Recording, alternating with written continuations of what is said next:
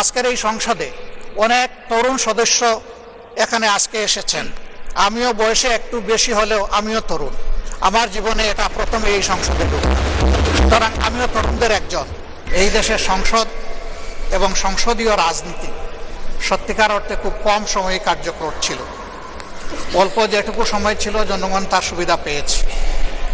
বেশিরভাগ সময় ফ্যাসিজমের কবলে পড়ে এই সংসদ ছিল অনেকটা দামি সংসদ, অকার্যকর।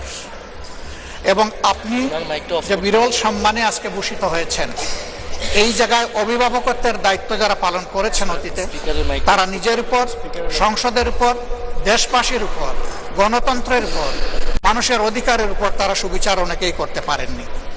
আমরা আশা করি আপনার এই অভিভাবকত্বের জায়গা থেকে, আপনি যদিও একটা দল থেকে নির্বাচিত হয়ে সংসদে এসেছেন, কিন্তু ইতিমধ্যেই আপনি ঘোষণা দিয়েছেন যে আপনি জাতীয়তাবাদী দলের স্থায়ী কমিটির সদস্য পদ থেকে পদত্যাগ করেছেন। এখন আপনি সকলে, আমরা মনে করি আপনার কাছে সরকারি দল এবং বিরোধী দল আলাদা কিছু হবে না। আপনার কাছে আমরা সুবিচার পাব, জাতির কল্যাণে যে কথাগুলো বলতে চাইব সেই কথাগুলো বলার সুযোগ আপনার কাছ থেকে পাব। আপনার নেতৃত্বে এটি একটি গতিশীল সংসদ হবে, এটা আমরা আশা করতে চাই। আমরা আশা করতে চাই অতীতে যে মন্দ নজির সৃষ্টি হয়েছে বিভিন্ন সময়, এটি নতুন করে আর হবে না। আজকের এই সংসদে অনেক তরুণ সদস্য এখানে আজকে এসেছেন। আমিও বয়সে একটু বেশি হলেও আমিও তরুণ। আমার জীবনে এটা প্রথমে এই সংসদে ঢুকা, সুতরাং আমিও তরুণদের একজন। সেই তরুণরা যারা এখানে প্রাজ্ঞ আছেন, অতীতে যারা এই মহান সংসদের সদস্য বারবার নির্বাচিত হয়েছেন, তাদের কাছ থেকে আমরা ভালো কিছু শিখব। আমরা অতীতের সংসদগুলোতে দেখেছি এখানে দেশের মানুষের কল্যাণ বিবেচনায় আলোচনা না হয়ে মানুষের চরিত্র হননের জন্য এখানে বিপুল সময় ব্যয় করা হয়েছে। আমি আপনাকে বিনীতভাবে অনুরোধ করব, এই সংসদ যেন কারো চরিত্র হননের কেন্দ্রে পরিণত না হয়।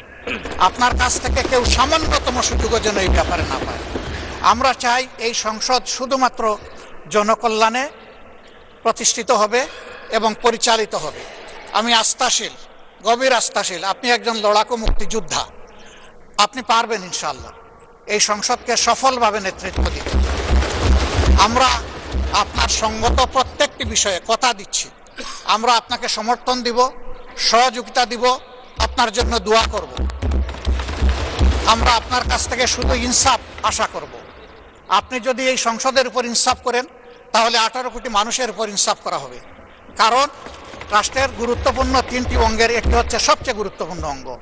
এই অঙ্গটা যখন সুস্থ সবলভাবে পরিচালিত হবে, বাকি 2টা অঙ্গ সরাসরি সেইভাবেই কাজ করবে। মাননীয় স্পিকার, আবারও বলি, জুলাইয়ের রক্তের উপর দাঁড়িয়ে এই সংসদ, জুলাইয়ের একটা প্রত্যাশা ছিল, একটা মাত্র স্লোগান ছিল, উই ওয়ান্ট জাস্টিস। আমি আবার এটা এখন উচ্চারণ করলাম, উই ওয়ান্ট জাস্টিস। আপনার মাধ্যমে সমাজের সকল অসঙ্গতি, অন্যায়, অপরাধ, দুর্বৃত্তপনা, এটা রাজনৈতিক হোক, অর্থনৈতিক হোক, সাংস্কৃতিক হোক, এই সবগুলার অবসান ঘটবে এই সংসদকে কেন্দ্র করে। এই প্রত্যাশা ব্যক্ত করে আমি আপনার সুস্বাস্থ্য, দীর্ঘ হায়াত কামনা করছি এবং সফল নেতৃত্ব আমি কামনা করছি, যে আপনি অভিভাবক হিসাবে ইনশাআল্লাহ সফলভাবে নেতৃত্ব দিবেন। আল্লাহ হাফিজ। আসসালামু আলাইকুম ওয়া রাহমাতুল্লাহ।